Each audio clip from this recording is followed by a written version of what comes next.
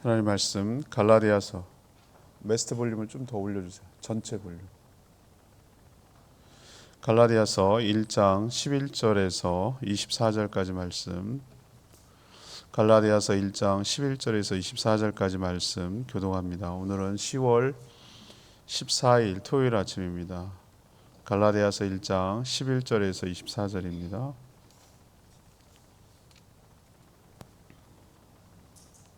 오늘은 10월 14일 토요일 아침 10월 14일자 본문 갈라디아서 1장 11절 그리고 24절까지 교독하겠습니다. 형제들아 내가 너희에게 알게 하노니 내가 전한 복음은 사람의 뜻을 따라 된 것이 아니니라. 이는 내가 사람에게서 받은 것도 아니요 배운 것도 아니요 오직 예수 그리스도의 계시로 말미암은 것이라. 내가 이전에 유대교에 있을 때에 행한 일을 너희가 들었거니와 하나님의 교회를 심히 박해하여 멸하고 내가 내 동족 중 여러 영갑자보다 유대교를 지나치게 믿어 내 조상의 전통에 대하여 더욱 열심히 있었으나 그러나 내 어머니의 태로부터 나를 택정하시고 그의 은혜로 나를 부르시니가 그의 아들을 이방에 전하기 위하여 그를 내 속에 나타내시기를 기뻐하셨을 때에 내가 곧 혈육과 의논하지 아니하고 또 나보다 먼저 사도된 자들을 만나려고 예루살렘으로 가지 아니하고 아라비아로 갔다가 다시 다메섹으로 돌아갔노라. 그 3년 만에 내가 게바를 방문하려고 예루살렘에 올라가서 그와 함께 15일을 머무는 동안 주의 형제 야고보 외에 다른 사도들을 보지 못하였노라. 보라 내가 너희에게 쓰는 것은 하나님 앞에서 거짓말이 아니로다. 그 후에 내가 수리아와 길리기아 지방에 이르렀으나 그리스도 안에 있는 유대 교회들이 나를 얼굴로는 알지 못하고 다만 우리를 박해하던 자가 전에 멸하려던 그 믿음을 지금 전한다함을 듣고 나로 말미암아 하나님께 영광을 돌리니라. 아멘.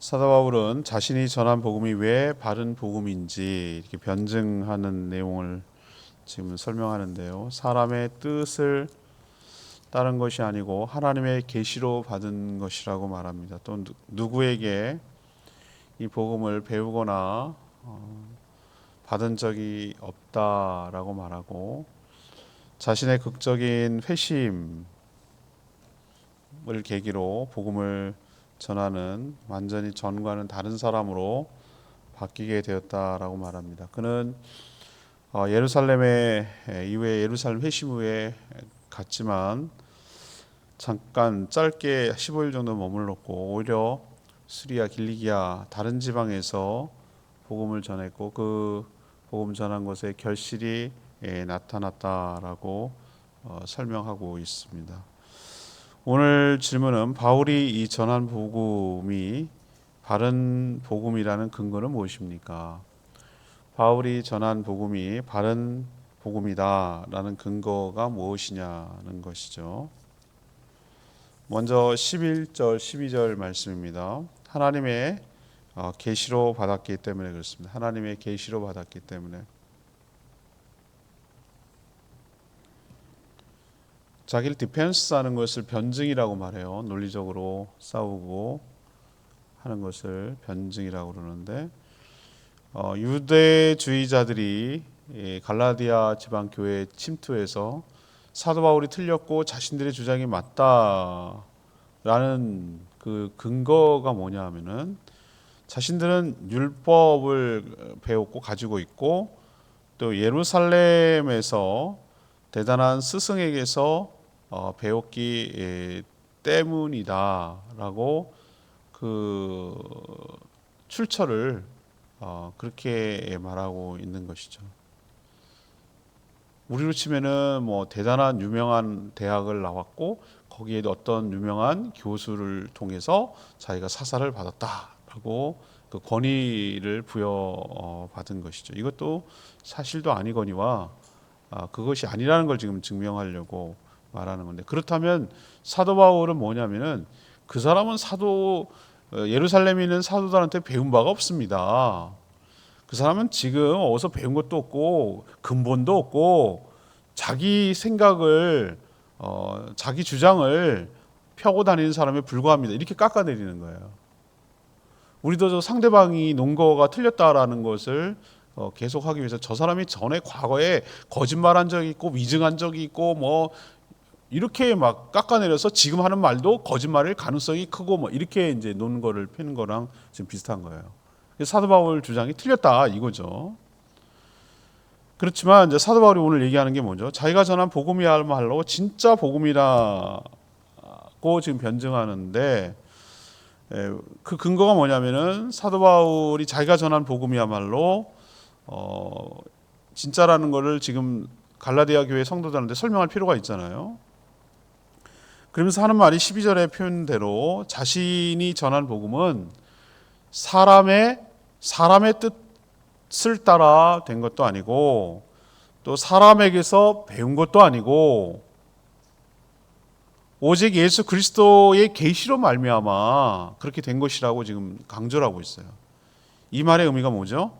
자신이 전한 복음은 그 어떤 사람에게 근거, 사람의 어떤 출처, 근거, 거기에 권위를 두어서 자기가 전하는 게 아니다. 이 복음은 누구한테 배운 게 아니다. 학문으로 배우거나 누구한테 사서 받고 전수 받아가지고 하는 것이 아니고 오직 예수 그리스도의 계시로 말미암은 것이다라고 지금 강조를 하는 거예요. 그럼 계시가 무엇이죠? 계시가 하나님이 자신을 드러내 보이는 것을 계시라고 그래요. 근데 우리 인간은 하나님이 보여주신 것만큼은 알 수가 있어요. 감춰둔 것은 알 수가 없어요. 하늘의 세계, 영의 세계를 우리가 여기 현실 세계, 물리적 세계에 살아가는 우리가 하나님의 안 보여주는 부분까지 우리가 알 턱이 없어요. 짐작은 할 수 있으나 알 수 없어요. 안 알려주면 모르시는 거예요. 수족관에 있는 고래상어나 가오리가 저 태평양이 어떤 것인지에 대해서 알 턱이 없어요. 알 턱이 없어요.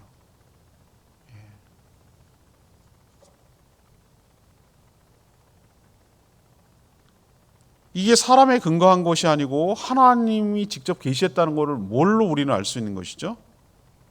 네. 하나는 우리가 사도행전에 기록된 대로 그는 극적으로 회심했어요. 회심해서 다메섹으로 가는 길에서 바뀌었고요. 그럼 그 뒤에 뭐였냐면은 아라비아에서 3년 동안 머물렀다고 그랬어요. 예루살렘으로 되돌아가지 않았다. 자기 지금 행적을 얘기하는 거예요. 이런 얘기를 계속하는 이유가 뭡니까? 자기는 누구한테 배울 시간이 없었다. 그 전까지는 어떻게 살았는지, 데메섹에서 예수님을 만나기 직전까지는 얼마나 자기가 표현하잖아요. 더욱더 자기가 다른 사람보다 더 교회를 박해하고 더 핍박하고 예수를 믿는 사람들 잡아들이는데 열심히인 사람이었지 누구한테 그전에는 배울 기회도 없었고, 그러면 극적으로 회심했을 때 이후에 배울 수도 있잖아요. 근데 그러지 않았다는 거예요. 예루살렘으로 돌아가지 않았고 어떻게 했다는 겁니까? 아라비아에서 3년 동안 머물렀다. 그러니까 이거는 너네들이 말하는 것처럼, 너네들이 공격하고 비난하는 것처럼 예루살렘에서 어떤 사람을 통해서 배운 게 아니다라는 얘기를 논증을 하는 거예요. 지금 실제가 그래요. 누구한테 배울 기회가 없었어요. 하나님이 직접 계시를 한 거예요.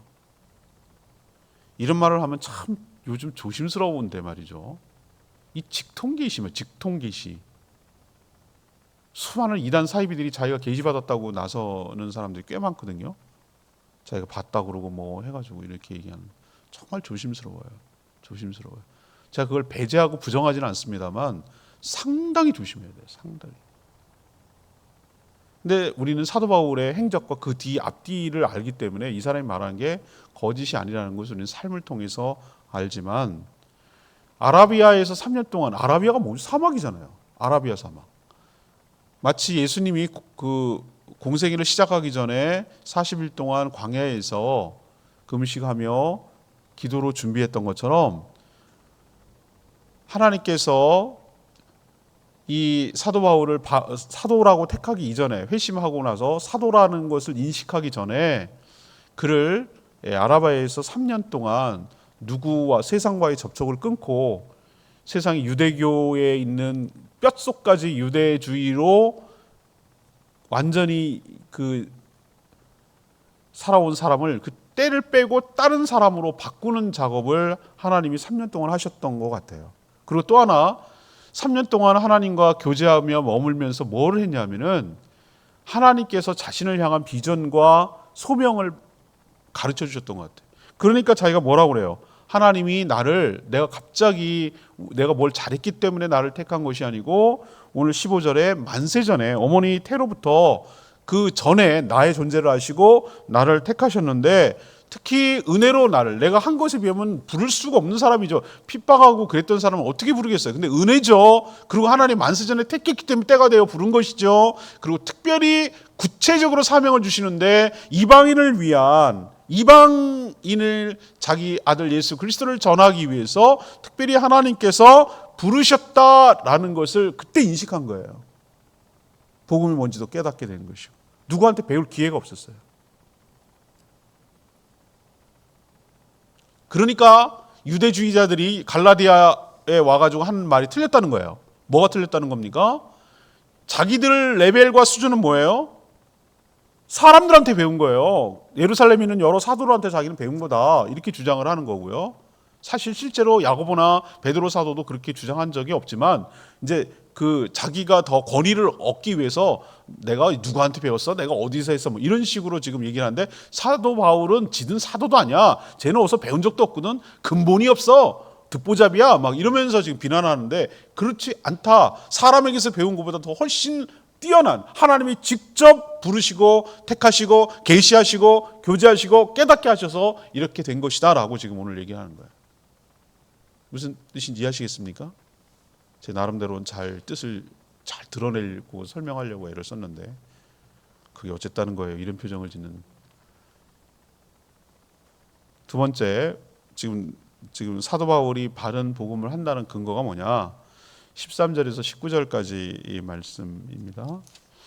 주님을 만나 회심했기 때문에 그렇다는 것이죠. 자기가 전한 복음이 맞다는 거예요. 사도 바울이 전한 복음이 바른 복음이란 근거는 그가 경험한 극적인 체험에서 비롯됩니다. 그는 갈라디아 지방에 들어온 그 어떤 유대주의자들보다도 더 유대교에 심취하여 교회와 성도를 핍박하던 자였어요. 사도행전에 보면은 그 스데반 집사가 돌에 맞아 순교하는 장면 여러분 기억나시죠? 예, 하늘이 열리고 주님께서 일어서서 자신을 맞는다는 말에 그 말에 막 격분해가지고 유대인들이 길을 막고 소리를 지르면서 죽여버려야 될 자라고 해서 돌로 쳐서 죽였어요. 순교인데 그때 돌을 들어서 던진 사람은 아니지만 그보다 더한 사람이 있는데 그 돌을 던지면서 했던 사람들의 옷을 받아줬어요. 여러분, 옷 받아준 게 뭐가 그렇게 대수냐고요? 거추장스럽고 막 돌 던지니까 힘들어서 옷 받아줬다고요? 그게 그런 의미가 아니에요. 그런 의미가 아니고 법적인 증인이에요. 증인.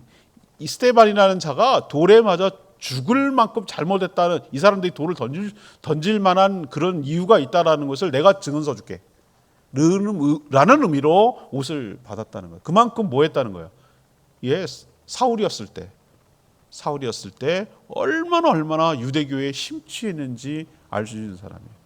유대주의자들 논거로 따지면 다른 서신에서는 그렇게 표현하는데 너네들이 자꾸 자랑하기 때문에 나도 자랑하겠다. 인간적인 것으로. 난 태어나면서부터 뼛속 깊이 유대인이야. 베냐민 집하고 가말리알이야 하면은 옛날에는 대학교가 없기 때문에 어느 선생님 밑에서 사사를 받았느냐가 굉장히, 가말리알은 당시 최고의 스승이에요. 랍비란 말이에요. 랍비. 그 밑에서 뭐예요? 수업을 받은 사람, 유학 보낸 거예요. 다소에서, 길리기아 다소에서 유대 예루살렘까지 부모님이 보내가지고 아주 처음부터 끝까지 뼛속 깊이 유대교 랍비로 성장시키기 위해서 그렇게 했던 사람이고 또 실제로 그렇게 살았던 사람이고, 유대주의자들이 지네가 말한 논거로 치면은 게임도 안 되는 존재예요. 어서 듣보잡 진짜 와가지고 하버드 대학 나온 애한테 지금 덤비고 있는 거예요. 비슷한 그런 느낌인 거예요. 그냥 인간적으로만 쳐도, 조건만 따져도. 그런데도 불구하고 지금 유대주의자들이 와가지고 뭐 이러니 저러니 말하는 게 얼마나 우습겠냐 말이죠. 근데 자기는 그 얘기는 안 해요. 여기서는 그런 거로 자기를 누르려고 하지도 않아요. 그게 중요한 게 아니기 때문에. 그래서 자기가 사도가 된 것도 아니고, 그것 때문에 복음이 가치 있는 것이 아니기 때문에 그런 얘기는 안 해요. 그러면서 뭘 하냐면은 자기가 회심한 거, 자기가 바뀌게 된 거, 자기가 왜 예수를 알게 되고 믿게 됐는지, 왜 복음을 전하는지에 대해서 그 얘기를 지금 하는 거예요. 간증 얘기를. 그러면서 뭐라고 하냐면은 자기가 다메섹으로 간 것도 왜 그렇습니까? 그 먼 데서, 다메섹이 다마스커스거든요. 시리아의 수도란 말입니다. 예루살렘에서 다메스커스까지 가는 거 보통 어려운 게 아니에요. 옛날에 자동차가 있는 것도 아니고 비행기가 있는 것도 아니고 오로지 말 타고 걸어서 가야 되는 건데, 우리 산티아고 800km라고 하는데 그 정도 급이에요. 그 얼마나 멀겠어요, 거기서. 근데 거기까지 가서 예수님을 믿는 사람을 잡아와가지고 끌고 오려고 영장 받아가지고 가는 거예요. 얼마나 열심입니까? 그거 한다고 월급을 줍니까? 뭐 사례가 있습니까? 자기 열심에 빠져가지고 그렇게 했던, 그게 지독스러운 유대주의자였단 말이죠. 갈라디아에서 온 유대주의자는 비교도 안 될 정도로 유대주의에 심취했던 사람이에요. 자, 그런 사람이 꼬꾸라졌다? 그럼 그보다 더 강한 뭔가가 있어야 되잖아요. 하나님께서 밤에 빛을 보여주셔도 되는데, 저는 이것도 굉장히 의미가 있다고 생각해요. 정오라고 그랬어요. 정오. 12시. 태양이 가장 머리 위에 떠올라 있을 때, 가장 대낮이라고 할 수 있는 그때. 근데 그 태양빛보다 더 밝은 빛으로 다가오신, 눈이 멀 정도로 다가오신 그 예수 그리스도를 인격적으로 만나서 거기서 꼬꾸라졌어요. 다른 사람은 그 소리만 들고 몰랐어요. 근데 자기는 알아들었어요. 타깃이니까. 물었어요. 당연히 묻지. 이거는 신적인 체험이고 영적인 체험이니까. 물었죠. 누구십니까? 이거는 이렇게 할 분은 하나님밖에 자기는 없다고 생각해요. 누구십니까? 목소리가 들렸어요. 자기는 들었어요. 네가 핍박하는 예수다 그랬어요. 여기서 완전히 넘어졌어요. 꼬꾸라졌어요. 이걸 자기가 직접 듣고 보고 한 것을 부정할 수가 없어요. 얼마나 소스라치게 놀랐을까. 난 사도 바울이 얼마나 놀랐을까 싶어요. 이게 진짜였구나. 근데 저는 쭉 보면은 그렇게 예수 믿는 걸 핍박하고 교회를 부정하고 이랬던 사람이 딱 극적으로 예수님을 인격적으로 만나게 되면은 자기가 그동안 살아왔던 것이 너무나 부끄럽고 너무나 창피하고, 그리고 그 진짜를 만난 게 너무나 강렬하기 때문에 부정하고 바꿀 수가 없어요. 그 평생 그 만나신 주님을 만나 것을 가지고 살아가게 되죠. 너무나 강력한 경험이었기 때문에. 우리 민주사님이 그런 경험을 했던 것 같아요. 그렇게 열심히 일하고 돈 벌고 행복하고 잘 살 줄 알았지. 자기에게 그렇게 큰 병이 생길 줄 누가 알았냐 말이지. 사람이라는 게 알 수 없어요. 근데 나는 그 병이 하나님이 주신 축복이라고 저는 생각해요. 그러지 않았으면 안 만나고 그런 식으로 살다가 죽을 인생이었어. 근데 병 걸린다고 전부 다 예수님 만나나? 그런 건 아니잖아요. 너무나 무섭고 두렵고 수술 들어가야 되는데 어떻게 될지도 모르겠고, 그러니까 희미하게 흐릿하게 있었던 혹시 주님이 하나님 뭔가 붙들고 싶은 거죠. 그때 제가 기도해드리고 위로해드리고 격려해드렸어요. 수술실로 들어가는데 똑같아요. 빛으로 다가오신 주님을 만난 거예요. 빛으로 다가오신 주님을 만난 거예요. 결코 부정할 수 없는 그 빛으로 다가오신 주님을 만났어요. 그때 그렇게 평안할 수가 없고, 그 뒤로 그 주님이 나를 살렸다는 생각을 딱 가지니까, 확실히 믿으니까 사람이 흔들리지 않고 바뀌지 않고 사도 바울처럼 그렇게 살아가잖아요. 꼭 그러면 이런 극적인 회심이 다 있어야 되냐? 그런 건 아니에요. 저는 가랑비에 옷 젖듯이 저는 그냥 자연스럽게 조금씩 해서 젖어 들어간 케이스고, 사도 바울 처치는 아주 센 사람들 말이에요. 거꾸라지지 않으면 안 될 사람들은 하나님께 강렬하게 만나 주시기도 해요. 다 이렇게 만난 거 아니에요. 구원파들은 이런 게 있어야 구원받았다고 생각하는, 그렇지 않을 수도 있어요. 그렇지만 중요한 것은 그 안에 예수가 있는 거예요. 예수를 만난 거예요. 사람이 그래야 바뀌는 거예요. 어설프게 안 돼요. 배워갖고 될 수가 없어요. 이게 누구를 배운다고 이렇게 복음을 전할 사람이 아니에요. 사도 바울이 어떤 사람이에요? 뼈속 깊이 유대주의자예요. 뼈속 깊이 랍비라고요. 뼈속 깊이 율법적으로 살아온 사람인데 어떻게 이게 바뀌겠어요? 그보다 더 센 게 있어야 되잖아요. 사람을 이렇게 바꾸려면. 그거는 빛으로 다가오신, 그 빛이라고 말하는 것이 이 꼭 종류가 태양빛만 있냐고요. 우린 태양빛도 얼굴 쳐다보지도 못하지만, 직접 쳐다볼 수도 없지만, 그보다 더 강력한 빛으로 하나님은 빛이시라, 빛이 있으라. 창세기에 말한 그 빛, 그 빛이 태양빛을 말하는 게 아니에요. 태양은 나중에 생겼으니까, 광명체는 나중에 생겼단 말이에요. 빛이 있으라. 하나님 빛이 있는 거예요. 하나님은 빛이시라. 어둠이 없다고 그랬어요. 그 빛, 그 근원적인 빛, 하나님의 빛, 그 빛이 그에게 비추자 그의 인생이 꼬꾸라지고 달라지고 변한 거예요. 여러분도 이런 은혜와 축복이 있게 되기를 바랍니다. 그래야 극적인 회심과 변화가 일어나는 거예요. 주님을 만나지 않으면 인생 안 바뀌어요. 어설프게 흉내를 내요. 그럴듯하게 따라갈 수는 있어요. 제가 강신무, 세신무 얘기하잖아요. 교회 생활을 나이스하게 할 수 있어요. 오랫동안 배우니까, 보고 배우고 따라하고 이렇게 하니까 그럴듯하게 신앙생활 잘해요. 직분도 받고 막 권사도 되고 장로도 될 수 있어요. 그런데 안 만나면 안 바뀌어요. 바뀌는 척만 할 뿐이에요. 그냥 흉내는만 잘 낼 뿐이에요. 진짜로 그 내면에서 안 바뀌어요. 예수가 들어가야 돼요. 빛으로 다가오신 그 확 다가오는 그 사람이 다가와서 그 사람을 완전히 꼬꾸라지 바꿔야 돼요. 바꿔야 돼. 한꺼풀이 벗겨져야 돼. 눈에 있는 꺼풀이 벗겨져야 돼. 비늘이 떨어지는 것처럼 벗겨야 돼요. 세상의 관점으로 보던 그것이 떨어져 나가야 돼요. 새로운 눈으로 세상을 바라볼 수 있는 회심이 있을 때, 그때 그 복음이 진짜고 사실이란 걸 알아요. 그 얘기를 하는 거예요. 내가 그렇게 살아왔는데 부정할 수 없는 빛으로 다가오신 예수 그리스도를 내가 만났다. 나를 왜 불렀는지도 알겠다. 그때 부른 게 아니라 나는 이미 하나님이 나를 알고 있었더라. 내가 태어나기도 전에 나를 알고 있었더라. 그리고 이방인을 위한 사도로 나를 세웠다는 걸 그때 알게 됐다. 주님을 만나면 꼭 소명과 사명은 같이 가거든요. 하나님이 나를 부를 때 이유 없이 부르는, 알았어, 불러, 일로 들어와, 이게 아니라 특별한 목적을 가지고 부르시거든요. 항상 같이 가요, 이거는. 그래서 자기가 살아온 길과 정반대로 갈 수 있었던 것은 이런 주님을 만났기 때문이라고 지금 갈라디아 성도들에게 고백하고 있어요. 생각해 보세요. 복음과 교회를 그렇게 박해하던 자가 180도 완전히 반대로 뒤집어져 가지고 변했다면 이렇게 바꿀 수 있는 게 뭐겠냐고요. 진짜가 아니면 어떻게 바뀌겠냐고요. 고난과 고통과 손해를 보면서 바꾸는 게 왜 좋겠냐고요. 좋은 쪽으로 사람이 바뀔 수 있어요. 근데 자기가 손해보고 힘들고 어려운 쪽으로 바꿨다면 이건 진짜가 아니면 어떻게 바뀐 게 가능하겠냐, 변화가. 그래서 자기가 전한 복음이 뭐라는 거예요? 이게 진짜라고 얘기를 하는 거예요. 저도 우리의 진정성을 알 때 어떻게 합니까? 저 사람이 진짜 말하는지 어떻게 알겠어요? 저는 한 번 말로 하는 게 아니라고 생각합니다. 그동안 살아온 궤적, 사람이 어떤 방향으로 살아왔는지 그 사람의 삶의 궤적을 통해서 볼 수 있는 것이고, 사람 한 번은 할 수 있는데 지속적으로 하는 거 어렵거든요. 어떤 일을 10년 이상 하는 거 진짜가 아니면 못해요.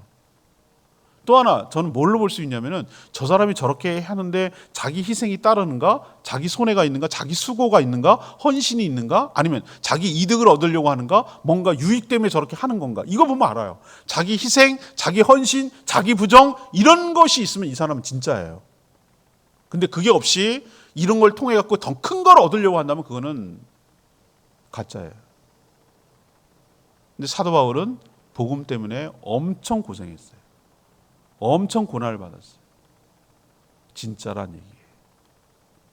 세 번째 얘기는 20절에서 24절 말씀, 능력이 나타나서 인정받았기 때문에 자기가 전하는 복음이 진짜라고 오늘 얘기를 하는 겁니다. 사도 바울은 예루살렘에 있는 다른 사도들에게 복음을 받거나 배운 것이 아님을 지금 강조하고 있어요. 그는 극적으로 회심한 후에 오늘 자기가 하나님 앞에 거짓말이 아니다라고 표현하고 있잖아요. 곧바로 예루살렘에 돌아가지 않았다고 그랬어요. 우리 같으면 어떻게 했습니까? 막 더듬더듬거리고 그랬으면은 나 이제 다메섹 가는 거 포기하고 예루살렘 집으로 데려다줘 이렇게 얘기했을 때 다메섹으로 갑니다. 거기서 기도하고 아나니아 그 아나니아가 아니에요. 그 아나니아로부터 이게 비늘이 벗겨지고 뜻을 깨닫고 안수를 통해서 주님이 자기를 불렀다는 걸 깨닫게 되는 확신, 다시 한번 확인 작업하는 거죠. 분명히 받았는데 다른 사람의 입술을 통해서 또 한번 확증을 짓고 확인하는 거죠. 그래서 회심한 후에 3년 만에 안 돌아갔어요. 되돌아가지 않아서 3년 만에 예루살렘에 가긴 갔어요. 자기 고백하잖아요. 했는데 누구누구 만났다 그랬어요. 베드로 사도를 만나기 위해서 갔다 그랬어요. 왜? 내가 이렇게 바뀌었다는 것을 뭐 하는 거예요? 알려주려고 베드로 사도도 만나고 거기서 예루살렘의 대표 목회자인 야고보 사도만 두 사람만 만났다는 거예요. 두 사람만. 그리고 체류 기간도 얼마라고요? 보름 15일 보름 정도만 예루살렘에 있었단 말이죠. 그러고 나서 다시 어딜 갔다 그랬어요? 떠나가지고 예루살렘 떠나서 수리아 길리기아 지방을 다니면서 복음을 전했다. 이 표현을 쓰고 있거든요. 그러면은 보름 만에 무슨 복음을 듣고 전수하고 받고 누구한테 사사를 받고 그럴 시간이 어디 있겠냐.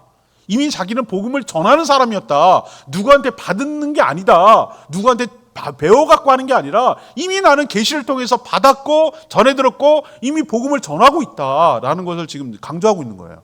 누구한테 받은 게 아니라는 것을 지금 강조하려고 이렇게 표현 쓰는 거예요. 그리고 수리아 길리기아를 다니면서 복음을 전했을 때 오늘 표현에 뭐 합니까? 능력이 나타났다고 그랬어요. 능력이 나타났다. 능력이라는 게 결실이 나타나고 정말 성령의 역사가 나타났다는 걸 말하는 거죠. 그래서 사도 바울을 본 적이 없던 유대교회 성도들이 뭐라고 했냐면은 거기까지 소문이 퍼진 거예요. 얼굴을 모르는 유대의 지역의 성도들까지. 그래서 뭐라고 이 사람들 사이에 퍼졌냐면 전에 교회를 핍박하던 자가 지금은 뭐 하고 다닌다? 거꾸로 복음을 전하고 다니는데 세상에나 결실이 나타나더라 라는 소문이 쫙 퍼져서 하나님이 하셨구만. 하나님이 하신 일에 뭐 했다고요? 그 변화와 능력을 보고 하나님께 영광을 돌렸다라고 얘기하고 있어요. 이 얘기는 뭐냐면 인정받았다는 얘기예요. 자기가 뭐 가서 만난 적도 없던 사람이 그렇게 얘기해 주더라. 나는 누구한테 배운 것도 없고 이미 베드로나 야고보 사도나 다른 사도들처럼 나는 복음을 전하는 사도로 이미 활동하고 있다는 거예요. 누구한테 사사를 받은 게 아니라. 그 결실도 나타나고 그 능력도 나타나고. 그래서 자기가 전한 복음이 옳다라고 지금 갈라디아 지역의 성도들에게 지금 자기 논증을 펴고 있는 것이. 오늘 이해되셨죠? 왜 이런 얘기를 하고 있는지를 설명을 좀 쭉 드렸어요. 전 15절 말씀. 그러나 내 어머니 태로부터 나를 택정하시고 그의 은혜로 나를 부르시니가 그의 아들을 이방에 전하기 위하여 그를 내 속에 나타내시길 기뻐하셨다. 뭐 이런 표현을 15, 16절에 하고 있는데 우리 생각에는 우리가 태어난 다음에 다른 사람을 인식하고 하는 것처럼 하나님도 그럴 줄 아는데 아니라는 걸 오늘 분명히 얘기하잖아요. 하나님 우리가 태어나기도 전에 우리의 존재를 이미 알고 계시는 줄로 압니다.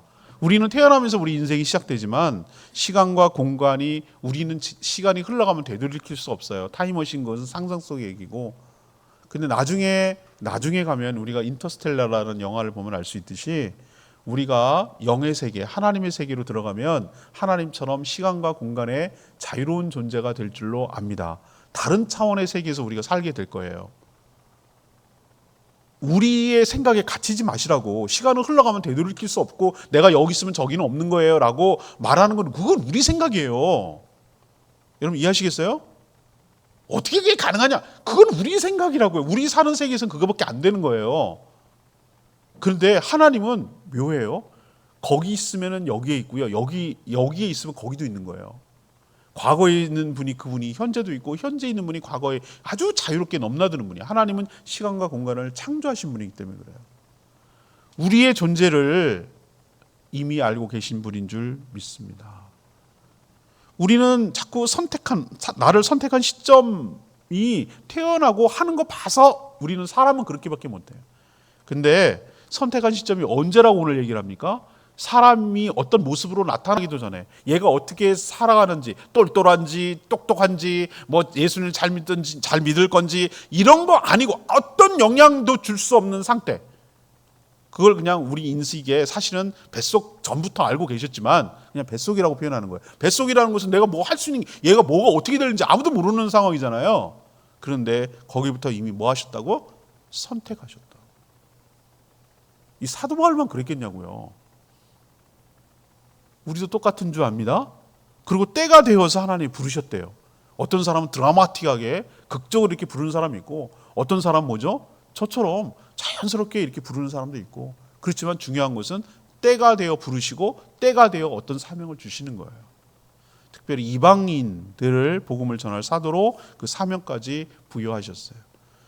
이건 특별한 사람들이니까 그렇죠 라고 여러분 생각하지 마시고, 저는 예수 그리스도를 믿는 모든 사람은 동일하다고 생각해요. 하나님 우리를 만세전에 아셨어요. 그리고 택하셨어요. 사명을 주셨어요. 우리도 이것을 인식하고 사도 바울처럼 복음을 전하며 살아가는 복된 인생 되기를 축복합니다. 오늘 말씀 붙들고 기도하기 전에 찬양집 492장, 찬양집 492장 부르고 기도하겠습니다.